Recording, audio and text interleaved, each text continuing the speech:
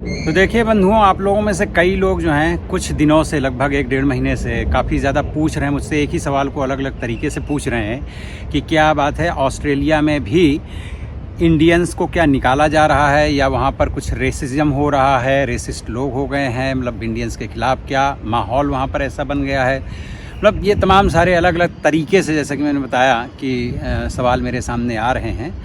तो पहले तो मैं नहीं चाहता था कि इस पूरे संदर्भ में मैं कुछ आप लोगों को बोलूं, क्योंकि ऑलरेडी बहुत सारे न्यूज़ चैनल और बहुत सारे यूट्यूबर्स ने और तमाम सारे दूसरे माध्यमों से इस विषय में काफ़ी कुछ कहा और सुना जा चुका है ऑलरेडी।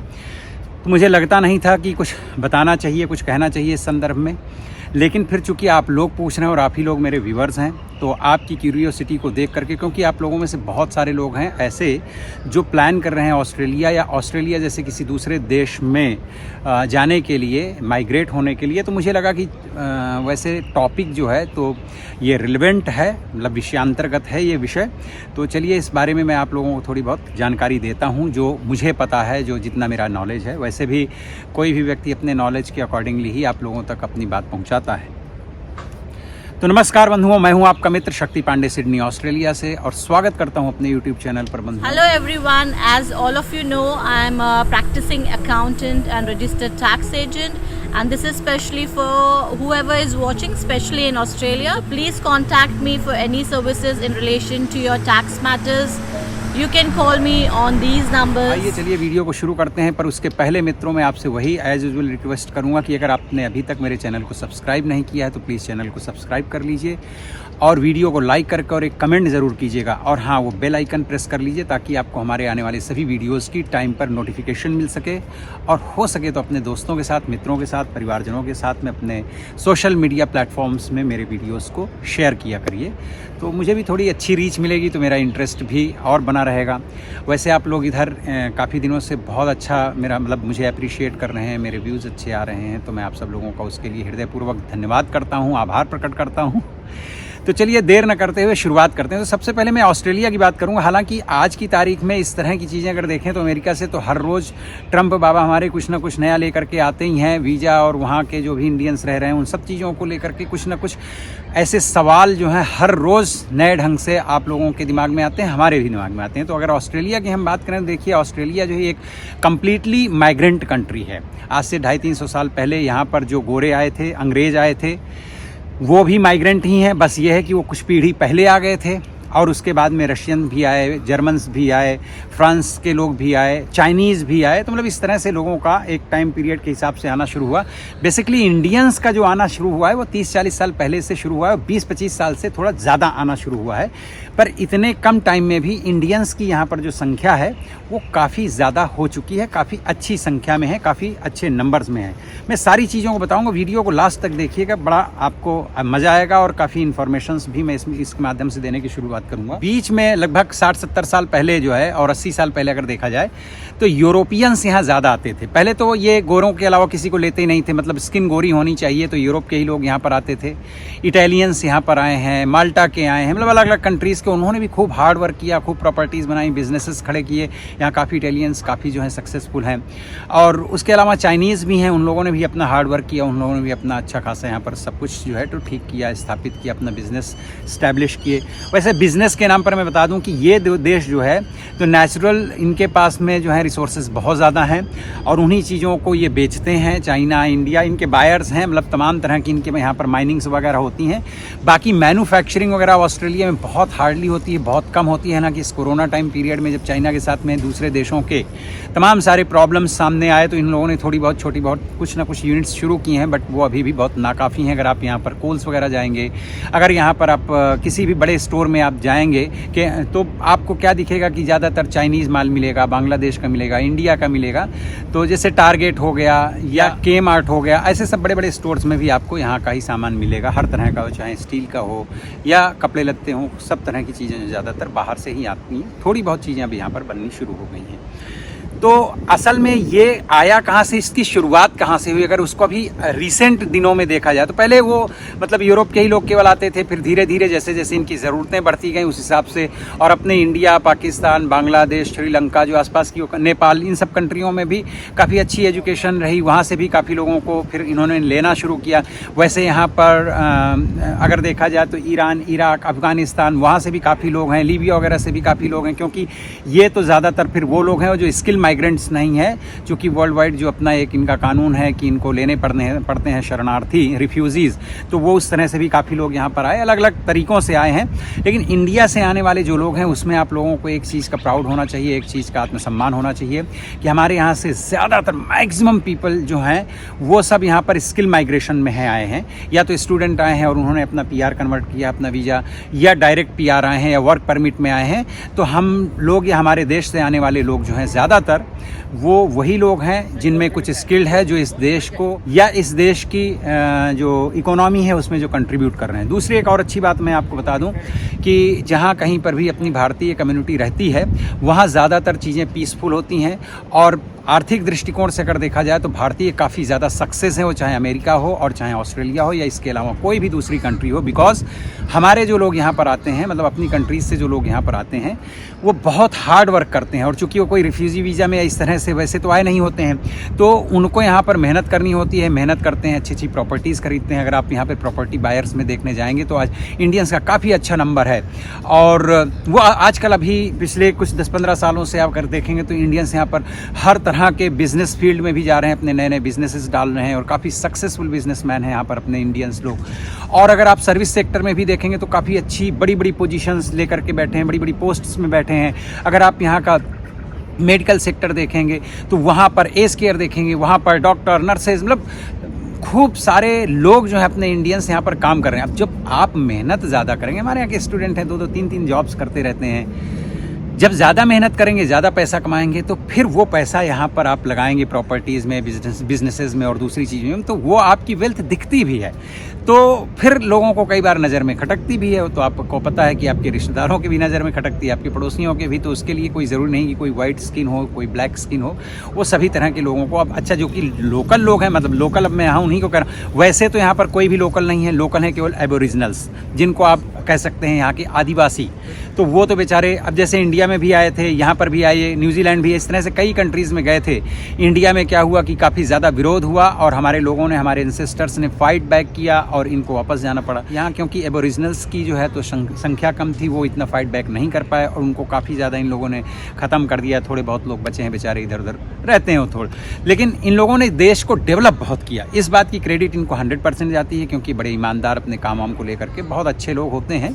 तो इन लोगों ने इस देश को अच्छे से डेवलप किया, न्यूजीलैंड को डेवलप किया। अमेरिका में भी देखा जाए तो गोरे इसी तरह से वहाँ पे भी गए थे, सब जगह, कनाडा वगैरह कहीं पर भी देख लें, तो इन लोगों ने जाकर के देश को डेवलप किया, आज भी अच्छा काम कर रहे हैं। लेकिन अब पिछले कुछ वर्षों से जिस तरह से माइग्रेशन बढ़ा है, अब ये माइग्रेशन गवर्नमेंट की ज़रूरत के हिसाब से है, गवर्नमेंट जितनी सीट्स देती है उसी हिसाब से ज़्यादातर लोग यहाँ पर आते हैं। तो अब सिडनी वगैरह में देखेंगे तो यहाँ पर आपको हार्डली गोरे लोग मिलेंगे, जैसे आप अंदर कंट्री साइड जाएंगे वहाँ गोरे ज़्यादा दिखाई देंगे, क्योंकि यहाँ पर अब जो नए लोग आते हैं वो बहुत ज़्यादा हार्ड वर्क करते हैं, और फिर हम लोगों को हर तरह से एडजस्ट करने की, रहने की आदत पड़ी हुई होती है। तो मेरे ख्याल से इस तरह के एनवायरनमेंट को बड़ी जल्दी जो है तो आत्मसात कर लेते हैं और एडजस्ट हो जाते हैं। और गोरों को क्या थोड़ा आराम से रहने की और उस तरह की आदत पड़ी, तो फिर वो पीछे खिसकते कंट्री साइड में बेचारे चले जा रहे हैं। मुझे तो ऐसा डर लगता है कि आने वाले 2-3 सेंचुरी में बेचारे अल्पसंख्यक हो सकते हैं, हो जाए। तो ये अभी क्या हुआ कि जब से वो गाजा फ़लस्तीन वाला जो प्रॉब्लम्स शुरू हुई, 2-2.5 साल हो गए होंगे मेरे ख्याल से अब तक, तो कई बार छोटे मोटे प्रदर्शन यहाँ पर होते रहते थे उनके फेवर में। लोग, फ़लस्तीनी लोग या उनके फेवर में, जो भी आपको पता है कि फ़लस्तीन और गाजा में कौन लोग सपोर्ट कर सकते हैं, वो सारे लोग सपोर्ट करते थे, छोटी मोटी रैलियाँ होती थी। ऑल ऑफ सडन क्या हुआ पिछले महीने कि यहाँ पर अच्छा, रैलियों वगैरह के लिए अपने यहाँ भी परमिशन वगैरह ली जाती है, तो परमिशन के लिए इन लोगों ने पुलिस से अप्रोच किया, तो पुलिस ने तो लेकिन मना कर दिया क्योंकि वो थोड़ी सी बड़ी साइज़ की रैली होने वाली थी फ़लस्तीन के फेवर में। तो पुलिस ने मना कर दिया, लेकिन ये लोग कोर्ट गए और कोर्ट से इनको परमिशन मिल गई। और कोर्ट से परमिशन मिलने के बाद में मतलब इनको लग रहा था 40-50 हज़ार लोग इकट्ठे होंगे ज़्यादा से ज़्यादा, लेकिन अंदाज़ा बताया जा रहा है कि लाखों लोग इकट्ठे हो गए, 2-3 लाख लोग इकट्ठे हो गए। और यहाँ का जो हार्बर ब्रिज और पूरा जो है तो सिटी जो है एकदम केओस हो गया, मतलब बहुत ज़बरदस्त लोग जो हैं। तो ये फ़लस्तीनियों के हेल्प मतलब सपोर्ट में काफ़ी लोग, बहुत बड़ा नंबर इकट्ठा हो गया। तो अब उससे क्या हुआ कि यहाँ पर जो पहले से लोकल लोग हैं, या थोड़ा सा दक्षिणपंथी कह लें, या जो थोड़ा सा राष्ट्रवादी कह लें, या जिस भी तरह से पहले से जो लोग स्थापित हैं यहाँ पर, उन सब लोगों को कहीं ना कहीं देखिए, अब हम लोगों को भी उस चीज़ को देख करके डर तो लगता ही है, क्योंकि इस तरह के माहौल को तो हम अपने देशों में देखते ही आए हैं। तो उससे थोड़ा सा प्रोवोक हुए, या उसकी वजह से यहाँ के जो अपने लोकल लोग हैं, मैं जब लोकल की बात कर रहा हूँ तो कतई मैं एबोरिजिनल्स की बात नहीं कर रहा हूँ। यहाँ जो पहले से स्थापित गोरे हैं, वो चाहे यूरोपियंस हों और चाहे अंग्रेज हों, लेकिन एक जनरेशन रहने के बाद में आपकी केवल स्किन गोरी होनी चाहिए, बाकी स्कूल में जाके बच्चों का एक्सेंट तो सेम हो जाता है। अदरवाइज़ तो अगर कोई डायरेक्ट यूरोप से किसी छोटे मोटे कंट्री से लोग आते हैं तो वो इंग्लिश भले ही बोलते हैं, लेकिन उनकी इंग्लिश का जो एक्सेंट है उससे पता चल जाता है कि ये नॉन इंग्लिश स्पीकिंग कंट्री से कहीं ना कहीं से बिलोंग करते हैं। तो मतलब जैसे मुँह खुलता है तो हम लोगों को भी काफ़ी पता चल जाता है कि ये किस कंट्री का व्यक्ति होगा। तो अब एक जनरेशन बाद तो सारे लोग ऐसे ही हो जाते हैं, मतलब चूँकि स्कूल गए तो सारा एक्सेंट वगैरह बच्चों को वही आ जाता है जो यहाँ का है।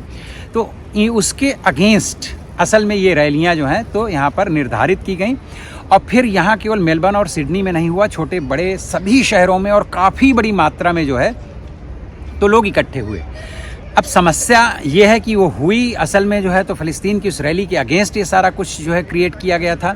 लेकिन अब चूँकि यहाँ पे सब बड़ी दिक्कत वाली बात ये हो जाती है कि हम हों, मिडल ईस्ट के लोग हों, या आसपास के हमारी कंट्रीज़ के लोग हों, और सारे लोगों की जो शक्ल सूरतें हैं वो काफ़ी मिलती जुलती हैं।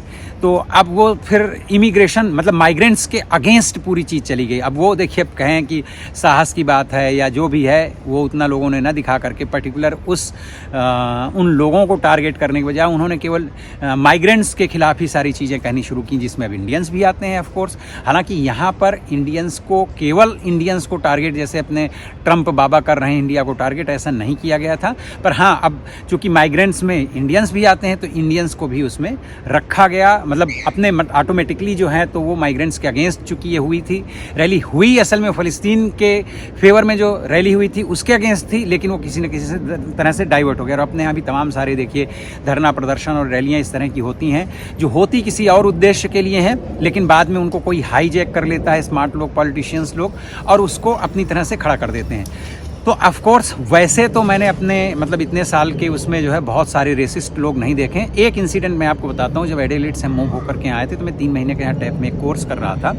तो वहाँ जो हमारी टीचर थी वो अंग्रेज़ ही थी, यहीं की थी, यहीं की पैदाइश थी। हालांकि उनके माँ बाप आए थे $10 दे करके, एक टाइम पे यूके से यहाँ पर लोग आया करते थे जहाज़ में बैठ करके, तब $10 ही उसकी जो है तो किराया हुआ करता था, उसमें आए थे, क्योंकि उन्होंने अपनी स्टोरी एक दिन बताई थी। तो ऐसे ही बातचीत के दौरान जो है तो केवल मैं और एक श्रीलंकन, 2 ही लोग एशिया से थे, बाकी सब यूरोपियन लोग ही थे उसमें।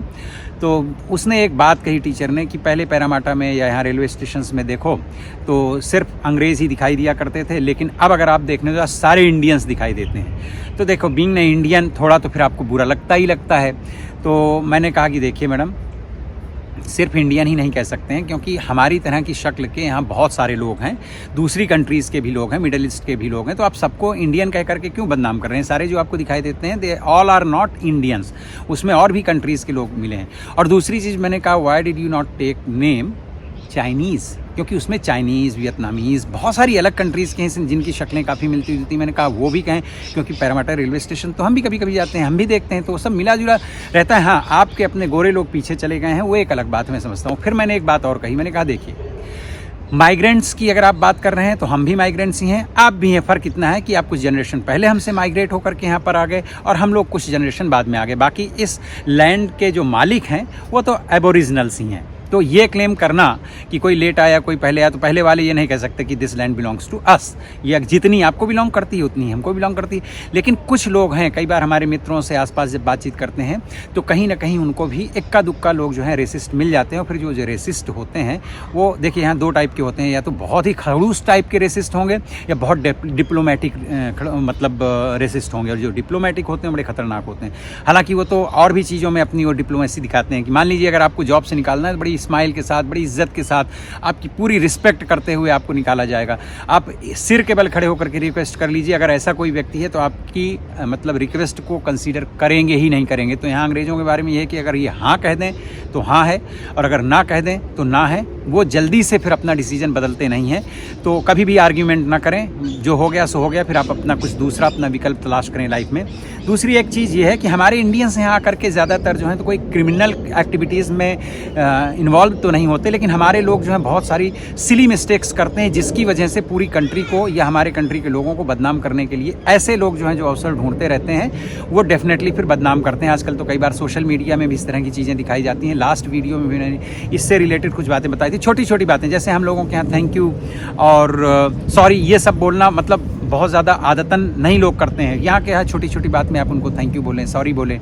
अगर आप कहीं से पास हो रहे हैं तो इनको जगह दें, इनको स्थान दें। अगर कोई लेडी है, कोई बच्चों के साथ में है तो उनको पहले जाने दें। हमारे यहाँ क्या है भैया, पहले जाओ पहले पाओ वाला मतलब एक माहौल बना हुआ है। या ये छोटी छोटी जो है कल्चर की चीज़ें, इसको वैसे सिविक सेंस में कहा जाता है, ध्यान नहीं देते हैं। हालांकि मैं मुंबई में रहा हूं तो मैंने तो इन चीज़ों को वहां पर भी देखा है कि बस अगर आ रही तो आप क्यू में खड़े हो जाएं, और जैसे क्या करना है। देखिए क्या होता है, कुछ तो आप अपना दिमाग लगा के, अब यहाँ पर आप लैंड होते हैं और आपको लगता है कि आप यहाँ के राजा महाराजा हैं। ऐसा नहीं है। आप जिस लैंड में जाते हैं वहाँ की छोटी मोटी चीज़ें जो हैं, थोड़ी बहुत चीज़ें हमको सीखनी चाहिए। वहाँ का कल्चर, वहाँ का व्यवहार सीखना चाहिए, क्योंकि आप अपने पूरे देश को रिप्रेजेंट कर रहे होते हैं। तो आपका जो भी व्यवहार होगा उससे पूरे देश के नागरिकों को आंका जाएगा। हालांकि हमारे देश में पढ़े लिखे और बहुत ही सुशील और बहुत ही सज्जन लोग भी हैं, जिनको एकदम नागरिक शास्त्र का ज्ञान है, सिविक सेंस है, वैसे लोग भी हैं। लेकिन फिर ऐसे कुछ एक लोगों की वजह से बदनामी होती है। अब जैसे ऊबर ईट्स चलाने वाले आजकल के बच्चे हैं, मैं देखता हूँ कई बार वो नियम और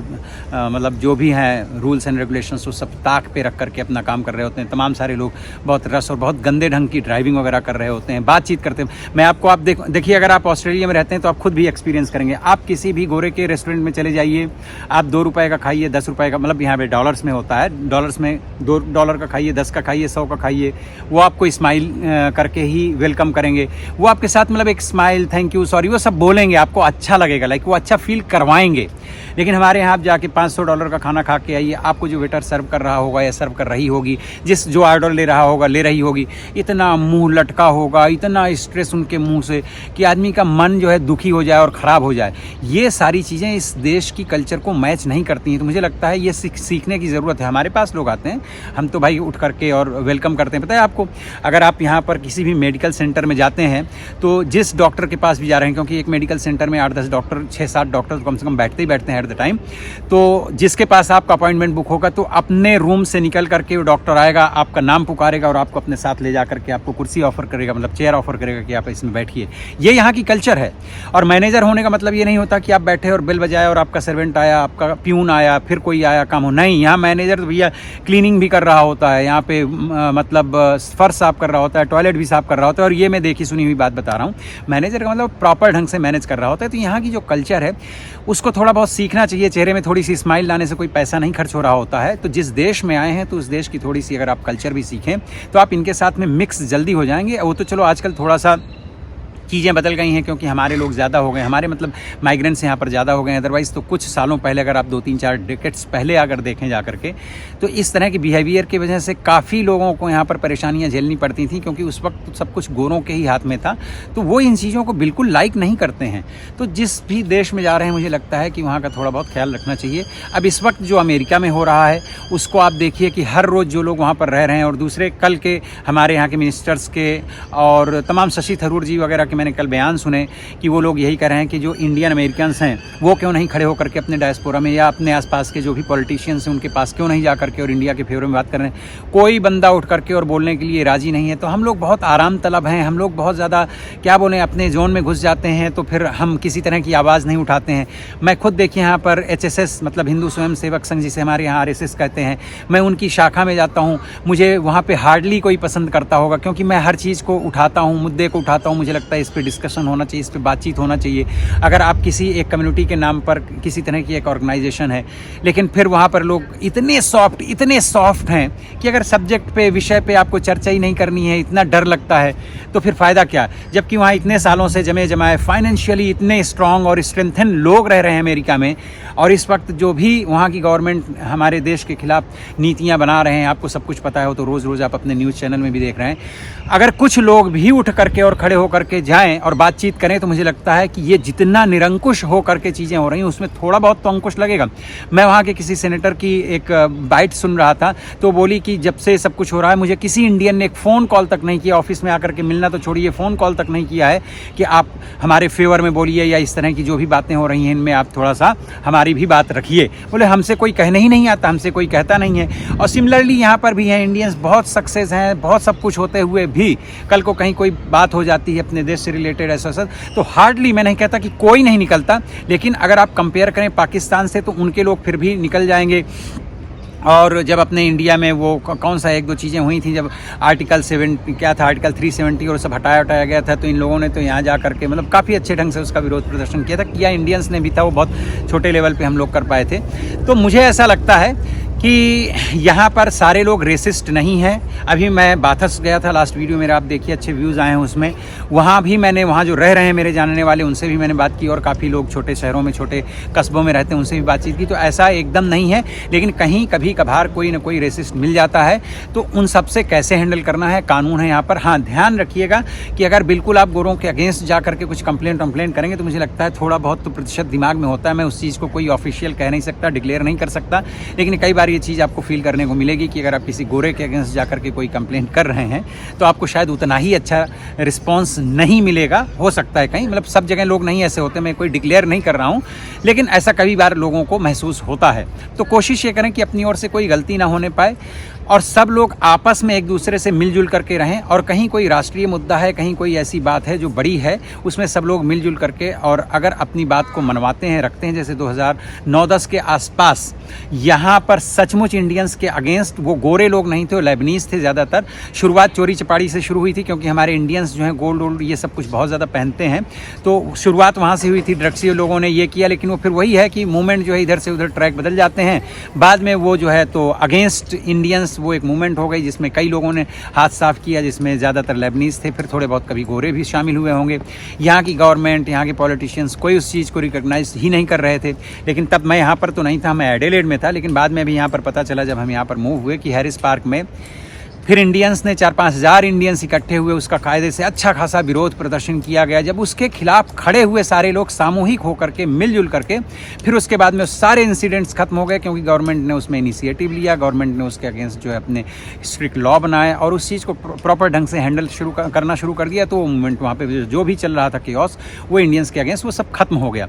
तो इसी तरह से हैं कुछ बातें हैं। तो ऐसा नहीं है कि यहाँ इंडियन को भगाया जा रहा है, कोई तकलीफ में हम फ्रीली घूम रहे हैं, हमारा काम धंधा सबका ऐसे ही चल रहा है, छोटे जगहों में, बड़े जगहों में। लेकिन हाँ, ये बात तो बिल्कुल निश्चित रूप से जान लीजिए कि कल को अगर कहीं कोई चीज़ इतने बड़े लेवल पे होती है, तो जिस तरह से पूरे देश में माइग्रेंट्स के अगेंस्ट ये रैलियां और सब कुछ हुई थी, इससे क्या होगा कि सभी माइग्रेंट्स के खिलाफ यहाँ के जो लोकल लोग हैं उनके दिमाग में भेदभाव उत्पन्न होगा। तो आपकी नौकरियों में भी फ़र्क पड़ेगा, आपके आसपास के जो भी नेबर्स हैं वहाँ भी व्यवहार में फ़र्क पड़ेगा। हालांकि ग्रेस ऑफ द गॉड हमारे जो नेबर्स हैं तीनों साइड, मतलब हमारे पीछे और लेफ्ट और राइट, वो सारे बहुत अच्छे हैं, सबके साथ में सारे गोरे हैं, और हमारे सबके साथ में बहुत अच्छे संबंध हैं। तो ये है कुछ चीज़ें जो मुझे लगा आप लोगों के साथ में डिस्कशन करना चाहिए। और अगर आप लोगों में से कभी किसी ने इस तरह की रेसिस्ट वाली या रेसिज्म वाली जो है कोई चीज़ें फेस की हुई हों, तो मुझे बताइएगा, या आपके क्या विचार हैं कि आप ऑस्ट्रेलिया आने का प्लान कर रहे हैं, क्या प्रोसीजर चल रहा है, जैसा कुछ भी हो तो आप कमेंट करके ज़रूर बताइएगा। और अंत में फिर से मैं आपसे वही रिक्वेस्ट करूंगा कि आप चैनल को सब्सक्राइब कीजिए, कमेंट करके आप बताइएगा कि मेरे वीडियोस कैसे लगते हैं, और मित्रों के साथ में शेयर कीजिएगा वीडियो को। और हाँ, बेल आइकन ज़रूर आप प्रेस कर लीजिएगा, ताकि हमारे आने वाले सभी वीडियोज़ की आपको नोटिफिकेशन मिल सके। और अपना बहुत बहुत ध्यान रखिए। मिलता हूँ फिर किसी दूसरे वीडियो में, तब तक के लिए take care and bye bye. ये है देखिए सिडनी की नाइट लाइफ, और इस वक्त अब हम जा रहे हैं star casino. Let's go inside. ये है एंट्रेंस, और अभी यहाँ पे देखते हैं मैं गया हूँ कई बार यहाँ पे, $400-500 एक बार हार भी चुका हूँ मैं, तो मुझे यहाँ अच्छा लगता नहीं है वैसे।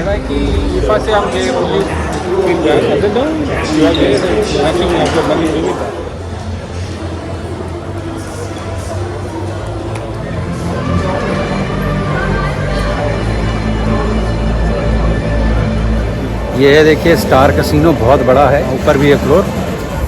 जस्ट वन जीतने पे है भाई, BMW। वाह, लेकिन ये प्लेस मेरे लिए बहुत लकी कभी नहीं रहा है। मैंने 2-3 बार यहाँ पर खेला है और हार गए हैं। बहुत ज़्यादा मैंने खेलता हूँ ऐसे, $100, $200, $250, $300 तक का, और हार गए हैं। तो जस्ट फॉर फन खेला है। तो अभी यहाँ खेलेंगे, थोड़ा बैठेंगे किसी टेबल पे।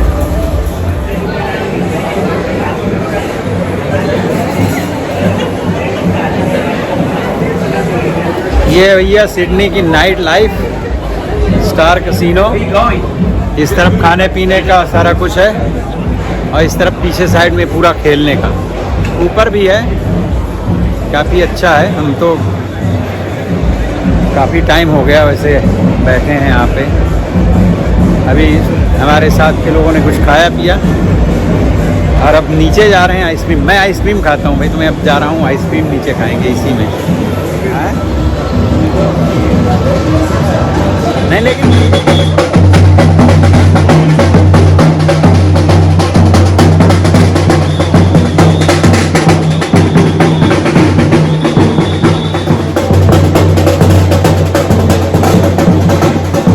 ये देखिए ऑस्ट्रेलियन आइसक्रीम, मैंने 3 स्कूप अलग अलग फ्लेवर्स के लिए, वाकई कमाल है। और ये स्टार कैसीनो के नीचे वाले फ्लोर में है, बहुत ही अच्छी जगह है और बहुत ही अच्छी आइसक्रीम है। Hello everyone, as all of you know, I am a practicing accountant and registered tax agent, and this is specially for whoever is watching, especially in Australia. Please contact me for any services in relation to your tax matters. You can call me on these numbers.